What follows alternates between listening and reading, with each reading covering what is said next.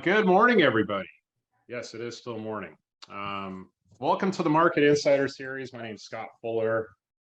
I'm the founder of leavingthebayarea.com and leavingsocal.com. If you're not familiar with what we do, we provide no-cost consultation, resources, great contacts like you're going to hear from today if you are looking to potentially relocate, whether it's staying in California or going out of California, really anywhere, even Mexico. I had a lot of people come and say, hey, we're interested in going to Baja.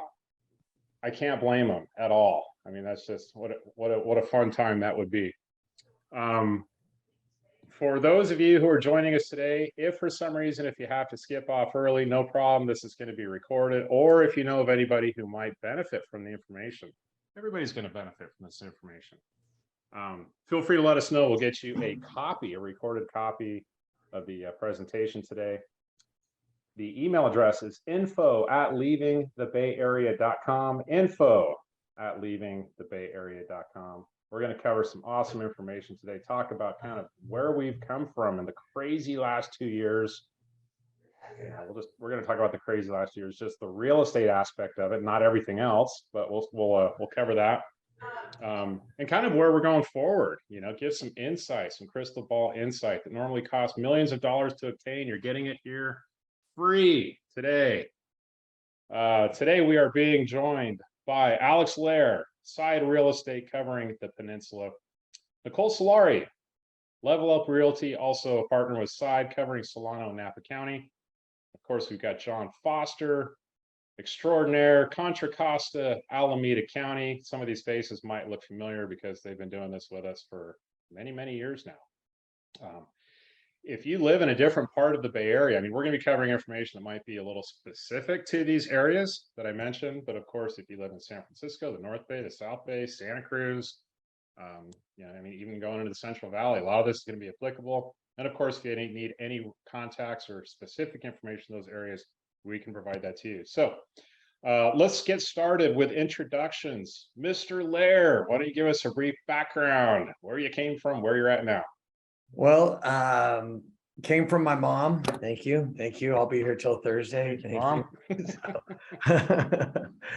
Beyond that, though, I've been selling for 38 years here on the Peninsula, real estate family. Now all my kids are in the business. My wife runs our design and staging company as well. And then I've sold, at this point, it's a little over 3,000 homes here in the Bay Area. So it's been kind of a fun game, and it's grown up monopoly. So it's just always watching it reinvent itself as we go on. And most importantly, playing grown up monopoly every day. Awesome. Love it. A couple of points before I move on to Nicole. If you have any questions, there's a Q&A box on your screen. You should see a little button at the bottom. It says Q&A. Feel free to type that in. We will answer that live for you. There's also, since Zoom has so many awesome features here, there's also a chat button. You can put something into the chat button. We'll answer that as well. Okay, Nicole, why don't you go ahead? Hi, I'm Nicole. I'm in the Napa Solano market, which we're technically considered the North Bay, but I like to follow the East Bay trends because we kind of fall more in line with their market trends. So I'll be kind of touching a little bit on both of those. Been in the business since 2014. I actually, speaking of selling thousands of homes, I just hit 2,500 in March of this year. So we're selling an average of about 300 homes per year. We have a very modest sales price, probably compared to John and Alex, but we get it done. Fantastic. That's a lot of homes in a short amount of time, Nicole. Yeah, county's big. It's big. Yeah. Okay, John, you're up. Hello, everybody. John Foster. I work with my wife, Leslie, who's not here at the moment, but she's out on appointments right now. Going on my 20th year selling real estate here in the East Bay. We specialize in really Alameda and Contra Costa County. Leslie and I have a team of staff and agents of about 31 people. Our average volume per year is about 200 million. And we love what we do. We take a lot of pride in what we do. And I'm very excited to share what I say the disclaimer is unfiltered data. We're going to give it to you just as it's showing up. Unfiltered. Unfiltered. Like it or not. Thanks for having us. We're not trying to offend anybody with what we're going to say here. You might love the numbers. You might say you're completely wrong. I read it differently online or Zillow or whatnot. So we'll give it to you what the real deal is. So let's get started. So maybe we'll start back kind of when COVID started. I guess that was probably what, February, March of 2020. Going into COVID, we were pretty much already in a seller's market. And boy, I mean, I certainly didn't see it coming. You know, things changed very, very quickly. I think it was probably March, middle of March, we started seeing multiple offers in a lot of areas. And boy, things just changed very quickly. So Alex, let's start with you. What did you see, you know, the hype, the frenzy from, you know, 2020, let's say March 2020 up until about March 2022 this year? What were you seeing and how much had home prices increased in your region? Well, you know, the thing about it was all of us, anytime you have a black swan event like that, the question is always, you know, what's the impact or what's the outcome? You know, whether it be driving planes into buildings in New York, whether it be earthquakes dropping the bridge in the bay, there's always, whenever there's a shock to the system, the question is, how does the system respond? And just, you know, to give you a brief insight, San Francisco vertical living had been what had been preached for so long prior to the pandemic. Subsequently, when the pandemic hit and people were in lockdown, suddenly they realized vertical living is the last place I want to be when I'm locked in my house. So as a result, as soon as they could get a chance to get out and get a backyard, they literally were running from San Francisco as fast as we could get them into houses. And also people that just weren't sure what was happening in life were saying, we're not going to make a move right now. So we had a hyper shortage with a hyper demand, and it just exacerbated the multiple offers. And we saw in some areas, depending upon the neighborhoods and what have you, could be anywhere from 15 to 20, even more percent in certain specific areas. So we got a real good drive out of that market all the way through the early part of this year. And then as we could tell, the market started to transition a bit just based on the economics of more of a macro economy started impacting and changing some of the psychology around buying. So that's been the biggest thing we've seen, but the market is still plenty healthy. Plenty. So let's kind of start from there, Alex, because you mentioned about March of this year is when things started to change. Obviously, we've got a few different dynamics. I mean, people continue to have the option to work remotely, which they're taking advantage of. Maybe more companies are, you know, signing on to that, coming on board with that concept. Interest rates, but what are some of the other things that we've seen? Because it has been, maybe it hasn't been a significant change from what people were used to in March. What are some of those dynamics and some of those drivers that you've seen since March to today? Well, for the Peninsula specifically, I'll say is primarily if you look at how they're compensated with basically restricted stock units or some type of equity position in whatever company, whether it be a startup or an existing larger company. So when they're compensated that way, when the rates started getting pushed upward, everybody's like, the rates are going to impact housing. Well, the rates directly didn't impact housing on the Peninsula. What it impacted was the stock market. Nobody's really excited to have to liquidate stock to go create a down payment when the markets are down, whether or not they still have millions and millions and millions of dollars, but psychologically they feel a little bit poorer.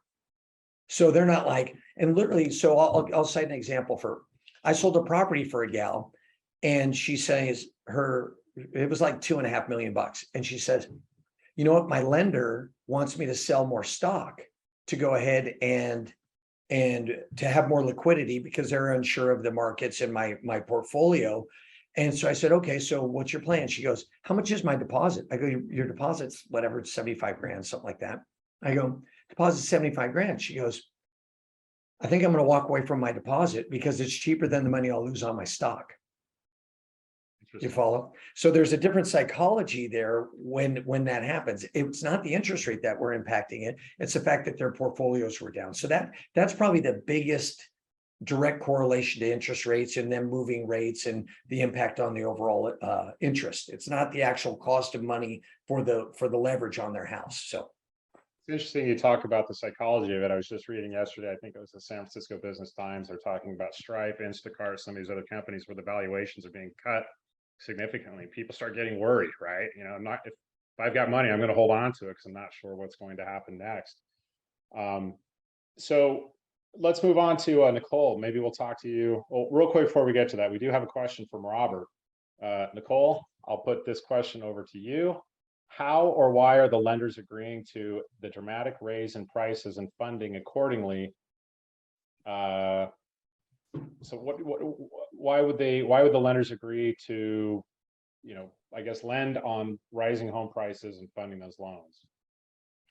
If I understand the question correctly, it seems Robert has a concern about maybe lenders overfunding and maybe there being some equity drop. And then we end up where we were in like 2008, which I was in financial services at the time. So I remember it well, not in real estate, but actually even a little bit closer to it. The reality is that across the United States, homeowners have more equity than ever. So right now, more than half of homeowners have more than 50% equity, which is crazy to think about. They own more than 50% of their home. Previous to that, they were doing, if you guys remember talking about NINA loans, no income, no asset. You could go in and say, I make this amount of money. You didn't need any kind of documentation to prove it. And they were just bad loans. So the fear of having bad loans now is gone, because if you've ever had to work with an underwriter, they're, one step up from the devil himself. They're not easy. They're, pulling back the sheets. They're looking, under your skirt. They're making sure that you are truly qualified to be able to cover the mortgage. So that's probably why I think that they have tighter restrictions on who they're lending to and how they're lending, even though the prices are going up. All right, thanks, Nicole. Robert, hopefully that answered your question. So Nicole, let's talk about kind of what you're seeing in your area again. You cover Solano, Napa County, a huge area, huge number of people living there, population base. So tell us kind of what you've seen, over the last, let's say since March, or some of the changes that you're seeing, and if people should be concerned about that. Well, I feel like I just came up for air like 2 weeks ago. Like I can't remember the first half of this year, not just because I was pregnant, but it was just a whirlwind. It was crazy. We track our average numbers of offers. I know that was something that Alex touched on. We were getting on the average of 12 offers per home around the March, April, May timeframe. And then right around Labor Day, we saw a drop. And it wasn't a drop that we saw in the market per se. We saw it more like personally. We saw it with like our buyers, talking about the psychological aspect of things. They started getting a little more hesitant. They got a little more picky. They weren't willing to overbid. They didn't want a bidding war, so to speak. They weren't going to bat for the house that they love. They started asking for repairs. They started asking for closing credits. And it seemed like overnight that mindset shifted. There was nothing, you remember the 2008 collapse with Lehman, like that was like a moment in time that we, if you were there, you remember, right? Sure. I remember being in San Francisco sitting at Pete's Coffee and it happening like that. That's how clear it is in my memory. There was nothing at this, this time to like actually say, this is what happened to make the market shift or change, drop. Yeah, there was no event. So we started feeling it and then we saw it in the data. But one thing I do want to point out is that we hear home prices are going down, you're losing your equity. That is so not true. So the statistics actually show that we're still going up. And the economists actually think that we're going to continue to go up for at least the next 5 years. So home prices aren't going to drop dramatically. Yeah, your neighbor might have sold one house down the street in March or April, and they got really, really lucky with timing, but everything else kind of averaged out. Just in July, and I wrote down some stats, which was pretty unbelievable for Napa. The year over year price increase for condos in Napa, and keep in mind it's a very heavy second home market, increased year over year 72.4%. So if you're a condo owner, you're lucky right now. I would be selling even if I bought less than 2 years ago at 72.4% increase year over year. So prices are not dropping. That's crazy. I mean, some of the top relocation markets in the country didn't see that level of increase. Or and that's condo. Single family was a little more modest, but still, in my opinion, very, very, very high. 19.4 in Napa. So the average single family home increased in just 12 months, 19.4%, which is How about as far as new construction? Now, I know that the Bay Area typically doesn't have as many new construction projects going on. Obviously, there's more, in the South and the Southwest. But, there's a lot of talk about buyers canceling contracts up to, in some areas, up to 25% of, buyer cancellation. They're canceling because a lot of it's kind of, like we talked about, kind of a mental block, thinking what's going to happen. But the other piece of it is, when you go on a 30-year fix, you go from 3.5% interest rate, they're pre-qualified in, January, February of this year. Now, all of a sudden, when it comes time to get ready to close, September, October, they're coming in at 5.5%. A lot of them can't qualify now, so they're having to cancel. Are you seeing any much impact in your market on that? I am, especially in Solano, where there's a little bit less cash coming to the table. So we're seeing our typical home sale there is 3.5% FHA, sometimes 3.5% as a gift or as a second through a down payment assistance program. So buyers are literally coming to the table with no cash to close. So we're seeing it impact Solano a lot, not as much in Napa. But I actually just had a situation where the first time in my experience, I was representing the seller, but in my experience, a buyer walked away with no reason other than they felt that they were in over their head on their mortgage, and they gave up their EMD. And that was, a 3.5% EMD and earnest money deposit, their good faith deposit. And they had no problem doing it because they were that mindset. They were so psyched out that they were going to have to carry this huge payment when the rates increased. Got it. Awesome. Thank you, Nicole. John, let's pass it over to you. So, kind of what have you seen in the Alameda, Contra Costa area up to this point, and what's the consensus? Yeah, absolutely. Thanks, Scott. And so what Alex said, I'm going to piggyback off that a little bit with the migration that we saw coming out of the vertical living in the big cities. We here in the East Bay, Alameda and Contra Costa County, I think we're the recipient of the buyers that couldn't afford Alex's market. So if they couldn't afford the $2.5 and $3.5 million property on the peninsula, they came across the bridge into Castro Valley, San Leandro, Oakland, San Ramon, Danville, and Alamo starting to get up there quite a bit too. But we in the East Bay saw the same thing. It was just from buyers that, again, were at a slightly lower price point than the peninsula. And so when I said unfiltered data a little bit earlier, I think what a lot of buyers are seeing in the news and in the media is exactly the opposite. It's very filtered. The news, you hear terms like sensationalism and headlines and the market's crashing and this and that. And I really try really hard. We talked to our team about share the data as we see it unfiltered. So I'm going to talk a little bit about a couple data points that I have not modified or filtered in any way, because I think it's very interesting. So when you see a media headline, homes aren't selling anymore, so that freaks out a seller, and buyers aren't buying anymore because the rates are too high. What does that tell you? What's the picture that's being painted? Homes aren't selling. So let's go to the gloom. Alameda and Contra Costa County. Again, what Alex said during COVID, and people want to do that mass exodus out of the city. In 21 saw a 28% increase in volume of homes sold, and we all agree with that because we witnessed it. So now go to 22, right? This year, it's up 9%. So it's not up 28, but homes sold were still up 9%. So it's this is the real data contradicting what the media is saying, homes aren't selling and buyers aren't buying. It's just not true. So I did want to share that. I thought that was just very interesting. When you look at that, it's like, wow, the volume's actually up. When you look at, let me go to this other page here that I've got.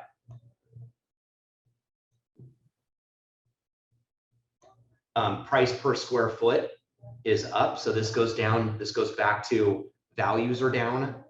It's not up a lot, but price per square foot year over year is up 1.6%. So have prices crashed? No. So again, it's not up a lot. So to contrast that from 20 to 21, again, the COVID surge shot, and this is countywide, right? 2 counties, up 21%.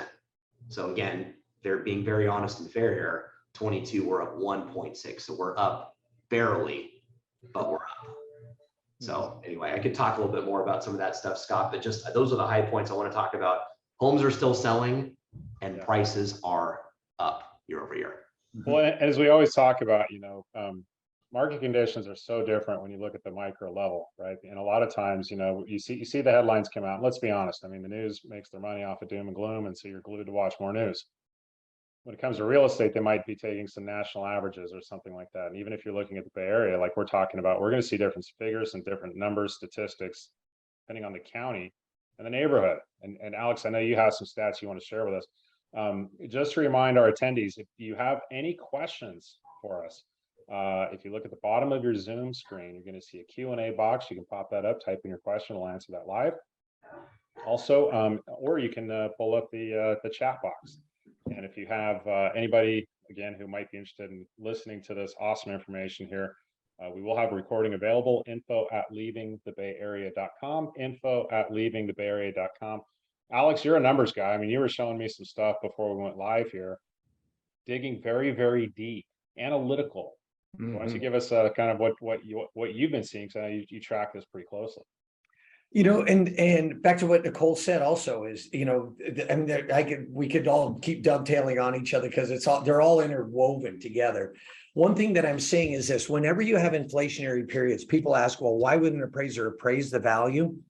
Well, don't forget, the cost of everything that's being built today is higher because the cost of lumber, materials, and everything else. So just organically, build costs are higher. So the values are inherent in the property just based on a commodity index, not based on the fact that, the values of where they are. Just the static cost of going buying a 2x4 to build another house is going to keep the prices higher. They can't build them at the same lower cost they did previously, insurance costs and everything else. So jumping around a little bit. The other thing that, going back to what John was saying is, John's 100% right. The market overall, there's a term called a meta term. Like anytime you hear a meta term, it's like Detroit, that's where cars are made. New York, that's where Broadway is. So when they say like a meta term, like real estate is down, that's applying to a big market. That doesn't really apply to the micro markets. And so that's what I really want to focus on for anybody that's listening.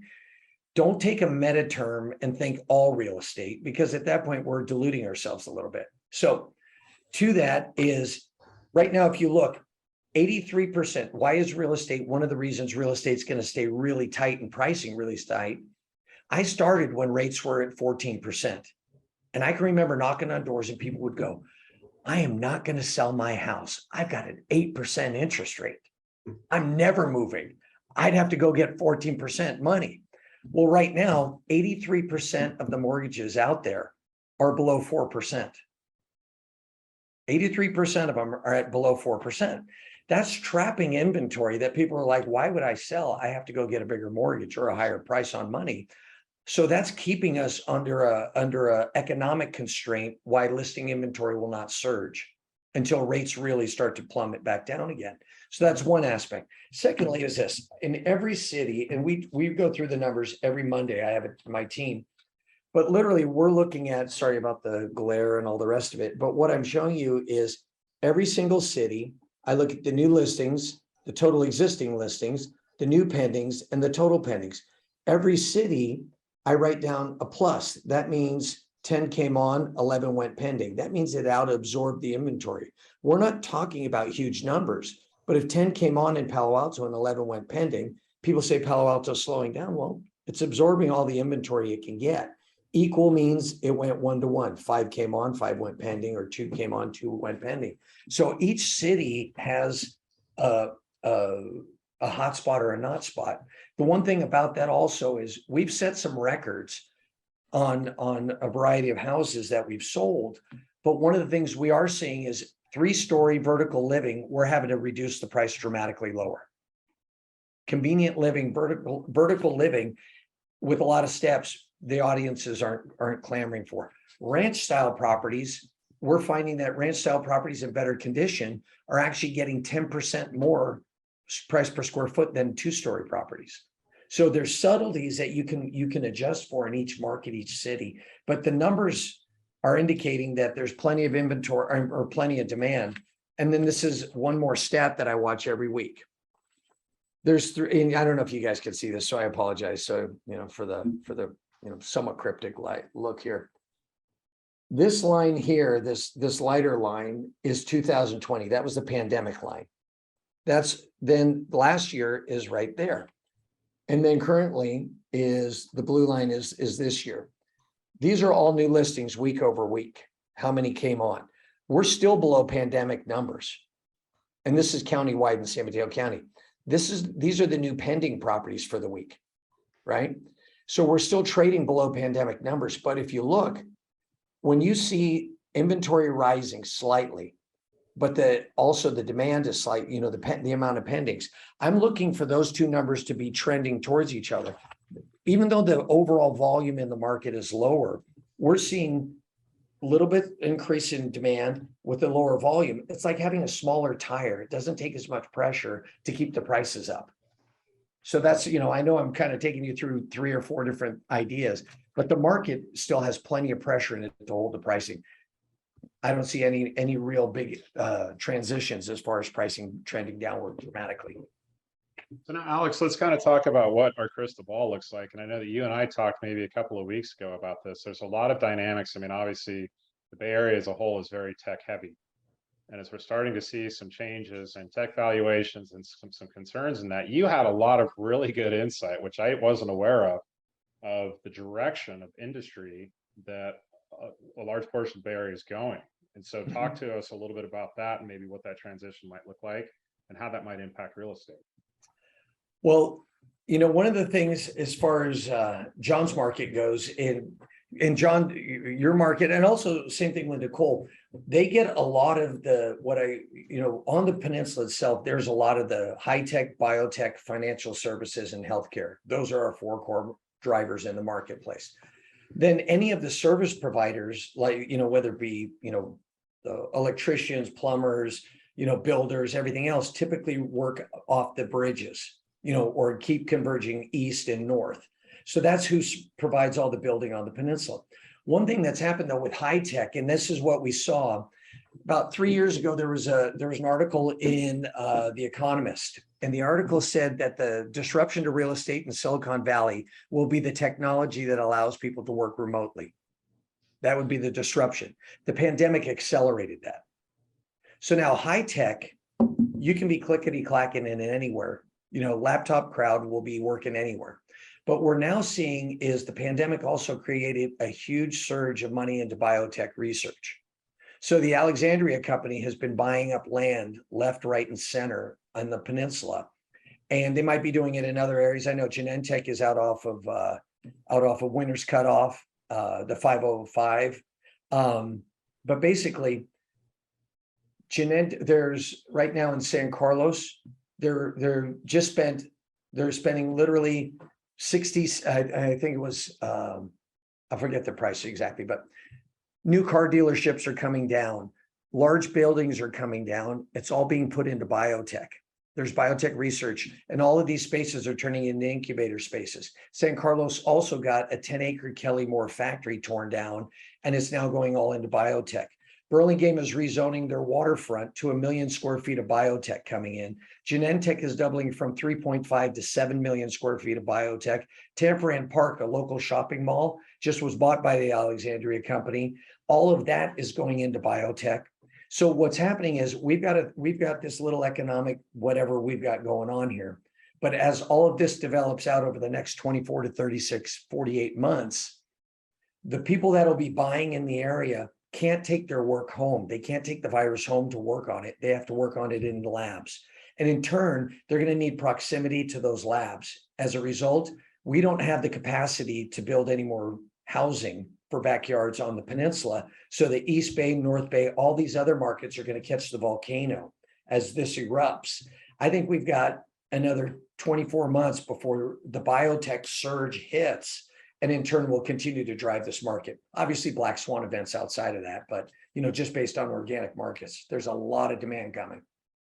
And that could really be a paradigm shift, right? Because we're talking about an industry, just especially that we've experienced over the last 2 years. There's so many new players in this because there's so many new potential threats that we have to, you know, be aware of and be prepared for.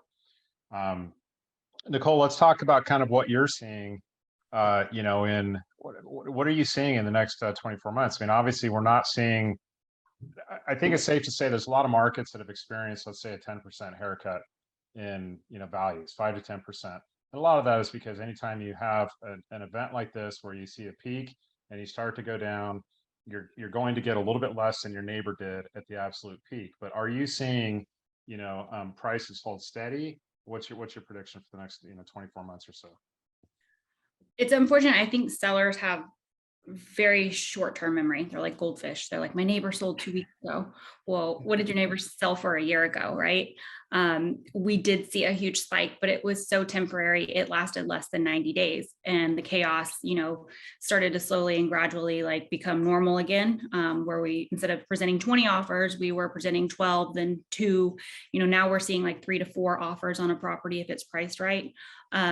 So just this time last year, we had about the same amount of inventory with lower pricing and less offers and more seller concessions. So just to put that into perspective, I would say that it was a worse seller's market a year ago. We're going to track and see how those seller concessions pan out over the next couple of months. In my own book of business and experience, we are seeing a huge increase in seller concessions. And for those of you that don't know what that means, it's either a credit or a repair that the seller does prior to close of escrow or at close of escrow. So I think that we're going to see we're not going to see prices go down. We're not going to even see them go up too much, maybe a couple percentage points, not like 19, 20%, 74% year over year again. But what we will see is that the prices will remain and then the sellers will give more concessions. I'll ask you a question that anybody really can answer on this, because we've seen interest rates fluctuate quite a bit. I mean, we saw an incredibly quick rise, not just on the Fed funds rate where they're going up, 75 basis points per raise, but also, correlating. Obviously, there's not a direct correlation between the overnight rate and mortgage interest rates, but we did see mortgage interest rates rise quickly, and then they started to go down a little bit. Anybody have any insight on any macroeconomic events or where we see interest rates that might have a significant impact on where the market's going to go in the next, 12 to 24 months? The one thing, if I could comment on that, Scott, is I know that a lot of your audience is moving out of the state. And the one thing I would like to comment on that we get the listing appointments and going on now, there is a lot of fear, and I get that. It's totally normal. My house, and like Nicole said, I should have sold the home 6 months ago. I just bring the data and show them they're still in a great position. But the one comment I want to make, that this is real world experience for me, and I'm sure for Alex and Nicole as well, any potential reduction in value in the Bay Area, because our job market and the economy is still so strong here. If they're moving, I have a client moving to Pennsylvania right now. That market has taken a huge hit. So if her home is worth a little bit more, she is beyond making up for it on the replacement property purchase in the out-of-state market. And I just want to kind of encourage your audience to, wherever that out-of-state market may be, Idaho, Texas, Pennsylvania, whatever it is, I'm taking a little bit of a gamble saying this, but is it a move in the right direction where if their home's down 5% for whatever reason here, is the replacement property down 20%? Mm-hmm. That to me is a move in the right direction. Right. And John, to dovetail on that, I always tell people this. I go, when the Bay Area catches a cold economically, the rest of the country catches pneumonia. Yeah. I love that. It's literally that simple. So we cry about, I'm not getting as much as my neighbor. The other guy's going, my neighbor just had to run out of his house, elsewhere in the country. So yeah, we're still good. The one thing I will say is this, just from a macro and microeconomics, raising interest rates, what that does is called demand destruction. You actually wind up slowing down an economy where people finally quit demanding the products and services because they cost more. The biggest thing that we have to worry about, or that I see as a forecasting issue, until we get energy costs down, what'll wind up happening is that'll lead to wage inflation.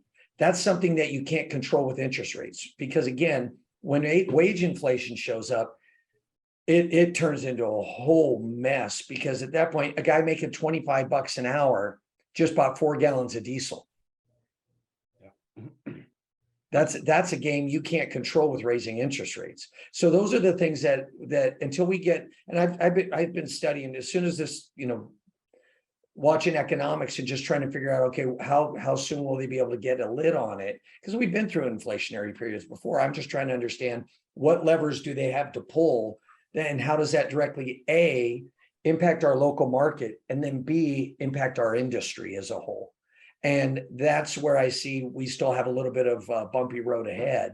What does that look like? Well, you tell me. And I just see that they've got to try and get around that one first. And there's, like you said, Alex, there's so many unknowns right now with the economy, where you throw money to. I mean, today's kind of, the student loan forgiveness day, right? So every day there's a new event that's taking place that we don't know how it's going to impact the economy. We don't know that there's a lot of money being thrown out in the system, and how does that impact everything. But to kind of go back to what John mentioned, I think there's absolutely, I agree with you, John. I think there's absolutely a correlation between, where things are at in your local market. If your prices are down 5% from when you wish you would have sold it and listed it 5-6 months ago, we're seeing, and I'm in the Phoenix market, so I'm pretty attuned to what's going on here, as well as a lot of the other markets. There's real money and real wages in the Bay Area, and there always has been. A lot of that money has moved into other markets, but a lot of speculative money has moved into other markets. And we're talking about areas like, Austin, Phoenix, Boise, now Sarasota, Tampa area.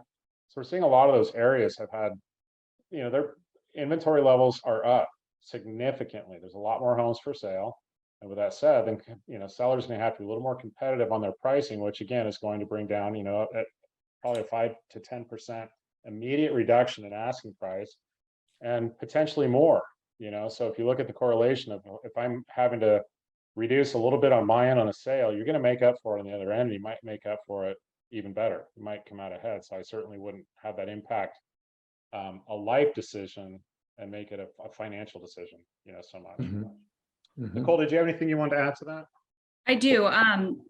This is my crystal ball and my 2 cents, so no data here, but with the great migration, to John's point, you're buying in a market where you're getting a little bit more equity, and you might lose a little here but gain a little there.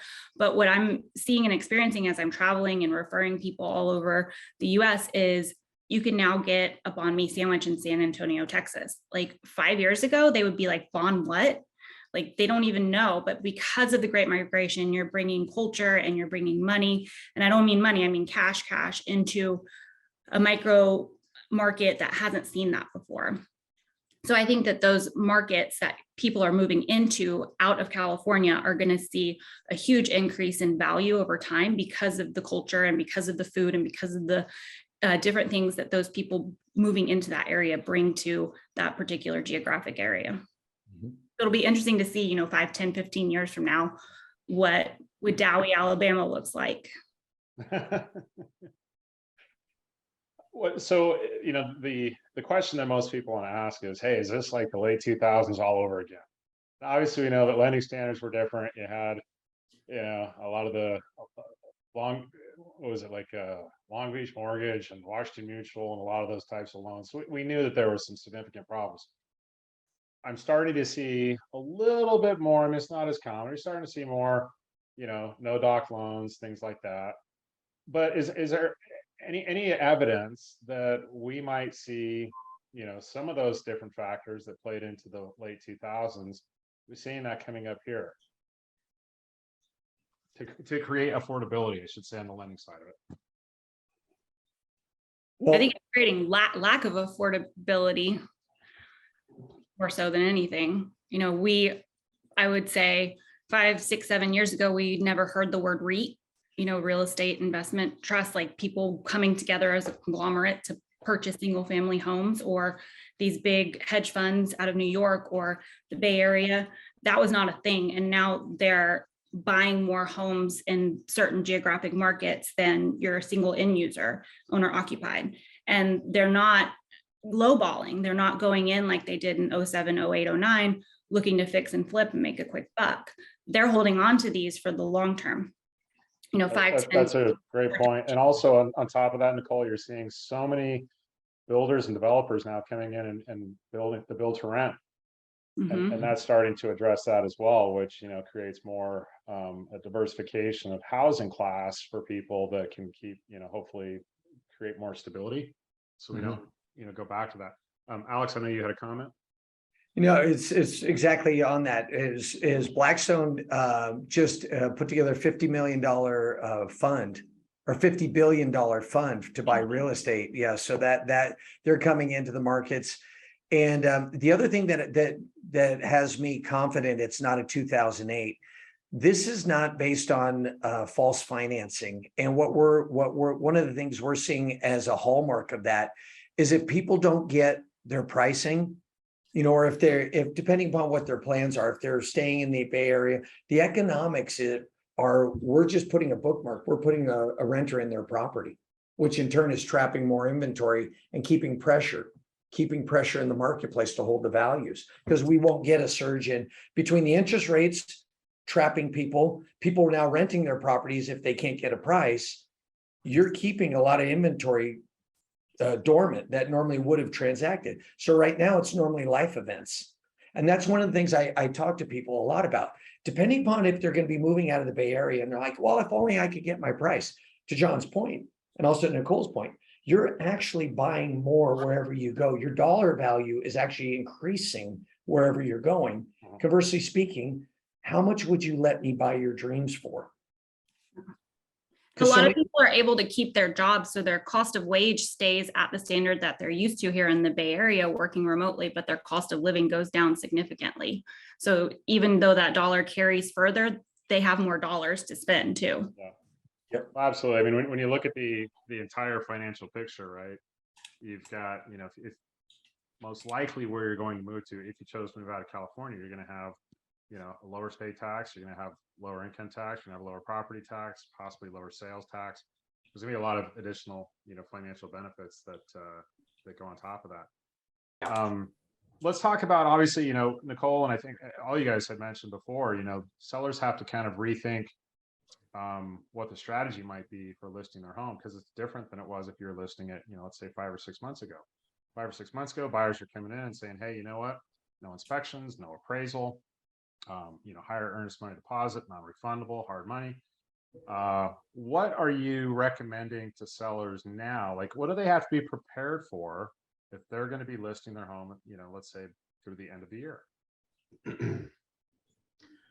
The one word I keep referring to with sellers is, to manage the expectation is the velocity, the speed of the transaction has slowed a little bit, meaning a year ago, or COVID times, however you want to say it, the sign goes in the yard, one open house, maybe 15 offers pending, right? So now I'm just, again, looking at the data unfiltered.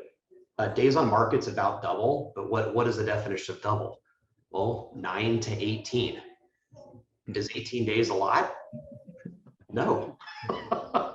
It shouldn't be. If it does, you need to read your expectations. So the velocity has just slowed a little bit. And so, I know there's probably primarily your audience, Scott, as sellers, but speaking to the buyer community a little bit, a lot of your sellers are going to be buyers in other markets. Buyers have a little bit more time to decide. So what does that mean? Make sure that home first impressions are everything. Stage the property, professional photographs, have all your reports and disclosures up front. Maybe, I think Nicole said concessions, maybe the seller is electing, without a buyer asking for it, to fix a couple of plumbing leaks, take care of some of the items on the home inspection report. So the buyer looks at it, they go, man, this property's clean.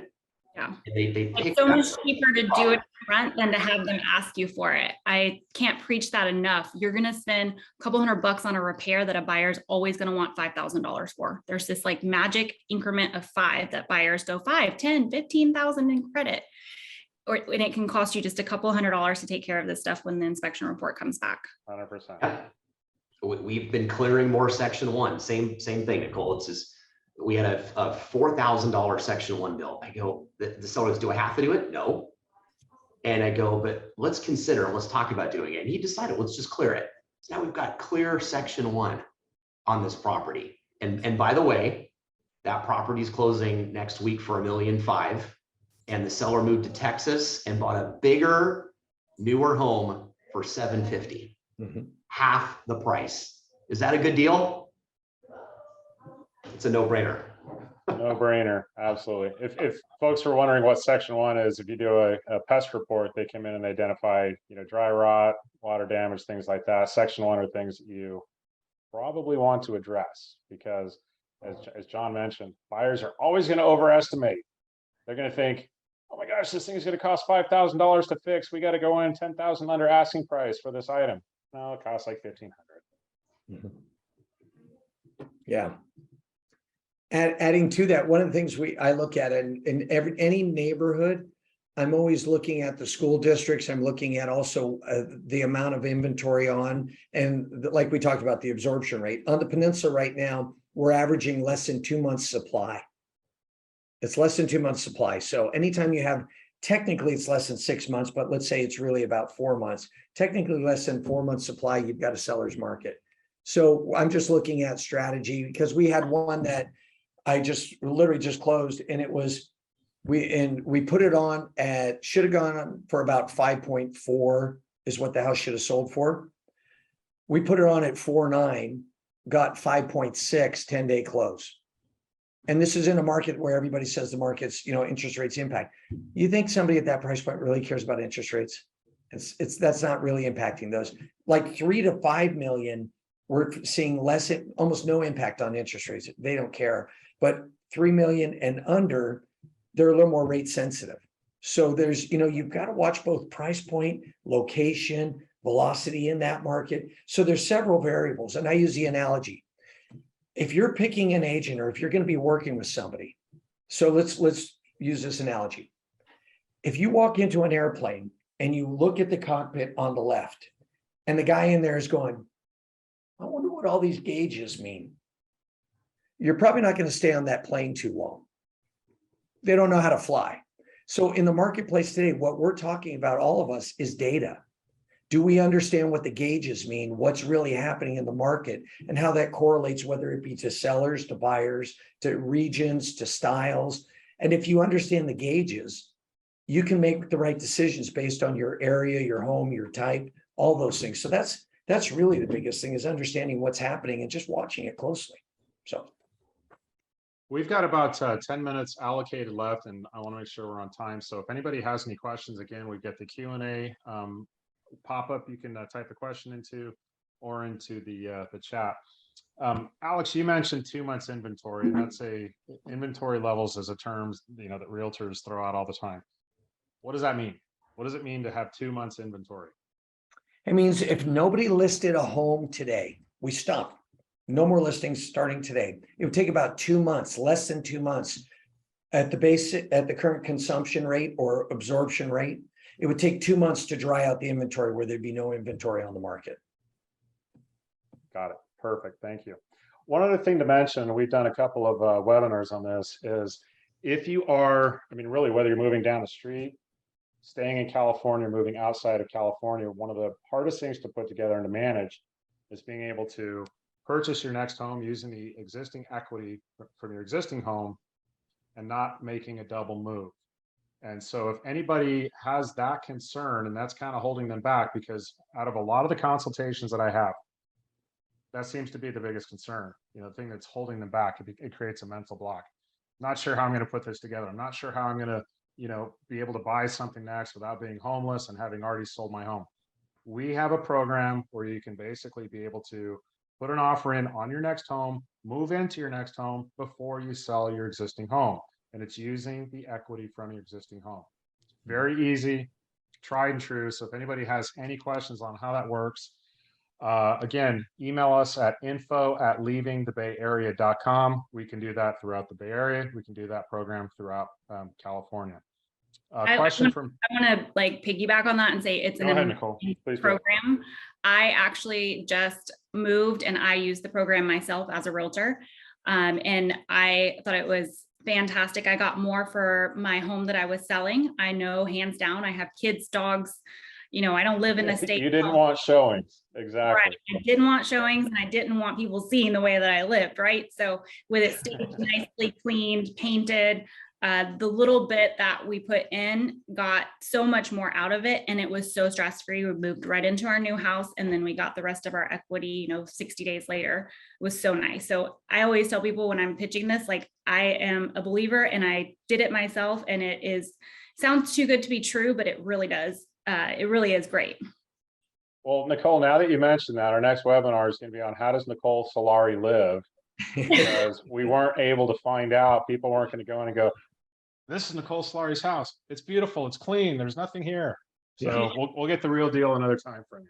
Yeah, just stop by. You'll see. You'll hear kids screaming, dogs barking. I've got muzzles on them right now. Totally get it. Hey, Nicole, can you actually take a book off the shelf behind you? We want to make sure it's not just a backdrop. Right. It's a real deal back here. Some of those are like, I mean, you look at some of those backgrounds, you're like, I really thought you were on the beach. I mean, it sounds pretty realistic. So we got a question from Jerry, and Alex, I'm going to have you address this. Mhm. I can live and work anywhere. What scares me most is the capital gains tax. I'd be on the hook for when I sell my San Jose property. Sure. Well, when it comes to capital gains, my question for people is it time or money? Because if you've got the time, there's several ways to address the capital gain tax. You can rent your property out for 2 years, turn it into an investment property, and then do a tax deferred exchange. And I'm going probably a little bit more complicated than it needs to be, but you could exchange into a property wherever you're going and transfer your capital gain there, rent it for 2 more years, and then move into it. So it's about a 4-year journey to save your capital gains. If you've got a huge capital gains bill, it might be worth doing. And there's a couple small workarounds that we could always talk about later. Or if you're selling and you said, hey, look, I'd like to be able to not pay the capital gains or minimize it, you can always carry the financing and do what's called an installment sale, and realize the capital gain over time, or pay the portion of the capital gain over time. Again, depending upon what your equity position is, how long you've owned the property. There's some caveats. There's always workarounds, but at the end of the day, I go back to how much are my dreams worth? Because if I made a ton of money and I ultimately have to pay the capital gains, that's one option. I go, well, then I'm just going to bite the bullet and do it. So that's the last piece. But one thing I will tell people is most homeowners, remember, from the time you bought it, all your capital improvements over time have increased what's called your adjusted cost basis. So it actually means your home, you can minimize the cost of the exposure to capital gain, but you really got to do analytics on your place individually, how long you've had it, how much you've improved it, to really understand what the capital gain exposure is. And I have a whole worksheet that I take people through, and then I say, now take it to your accountant and have them put the holy water on it and bless it or anything else. And if it's right, great, do it. If it's not right, don't do it. But at least it gets them in the ballpark. So sorry for always get the CPA involved at some point. But Alex, those are great recommendations. And in fact, that's strategy that we recommend a lot of people look at. Let's say there's a life event coming up in 4 or 5 years. The life event might be retirement. It might be kids that are going off to college. Alex, you mentioned taking that primary, turning it into a rental, purchasing another property, renting that property out in the area that you want to be, and then you can move into that and avoid it. So, there's a lot of different ways around it. So Jerry, hopefully that answered your question. Nicole, did you have a comment on that? No, I love everything that Alex said. We do the same thing. I always tell my clients, invest in Ziploc baggies and save your receipts. As you can tell, I'm very organized with Ziploc baggies, but in all seriousness, I have my little Ziploc baggies with every property that I own. Everything that I do, if I buy a smoke detector from CVS, it goes in the Ziploc baggie because, like Alex said, you want to be able to maximize the improvements that you're putting into the property. I like the Ziploc baggie because it's simple and you can just put it in a manila folder or something like that. And I would venture to guess that most people don't do that. They might file it away and they might think at some point, oh, I don't need this anymore because, the warranty's expired. I can't take it back. That's the only reason I kept the receipt. Yeah. And you will forget that carbon monoxide detector. You'll even forget the $15,000 you spent on flooring when you go to file your taxes. I know I'm doing taxes right now because I filed an extension and it's stressful. So there's so much to think about. I just hand that baggie of receipts to my CPA. She loves me, by the way. Just literally hand it over to her and I'm like, good luck. She loves it. Okay, guys, we've got about 5 minutes left. Let's come in with some final thoughts. John, I think you had a comment, and then we'll just come in with some final thoughts. Last chance if you have some questions for the experts. And I just want a disclaimer, this is not tax advice, but I will tell just a quick story that a client of mine got advice from their CPA. Again, please do your own research. We are not tax advisors. This client sold a rental property, so it was not a primary. Sold a rental property in California, exchanged it for another rental property out of state. This property had sort of an ADU, or this could be a property of the second dwelling, whatever it is, that he is not living in full time. The main residence, he's doing an Airbnb or a VRBO, vacation rental. He's traveling the country in his RV and occasionally taking up residence at this property, not full time, occasionally. His CPA said that that still qualifies as a tax deferred exchange. So he deferred that gain. Mm-hmm. So again, if that is a story that resonates with you, check with your accountant. But I thought that was interesting. I'll leave it at that. Mm-hmm. We don't want to get you in too much trouble, John, on the specifics and the details. So yeah, we'll stop right there. Okay, guys. Well, this has been great. I always enjoy talking with you. There's so much good information and knowledge out there. So again, if you have any questions for any of our guests or just questions in general, reach out to us at info@leavingthebayarea.com. If you came on late, happy to email you a recorded copy of this program, as well as a copy that you can send over to all your family and friends, because they'll be that much wiser after they take the hour listening to it. So thanks, everybody. Hope you have a fantastic afternoon. Thanks again to our attendees, and talk soon. Thanks, Scott. Thank you, Scott.